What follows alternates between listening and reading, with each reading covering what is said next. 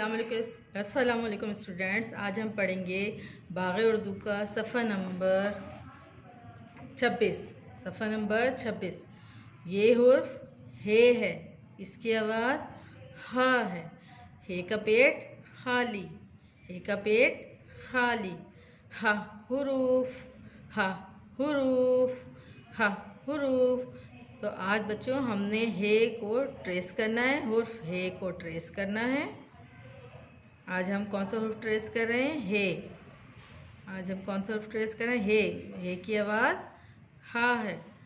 हमने अपना बाकी वर्क भी डन करना है और उसके बाद हमने हुरूफ में कलर भी करना है। हुरूफ में हमने कलरिंग करनी है, अच्छा सा रंग भरना है हमने। मैं यहाँ पे लाल रंग भर रही हूँ, आप लोग कोई सा भी रंग भर सकते हैं। तो इस तरीके से आपने इस पेज का वर्क कंप्लीट करना है, मुकम्मल करना है। ओके स्टूडेंट्स, अल्लाह हाफिज़।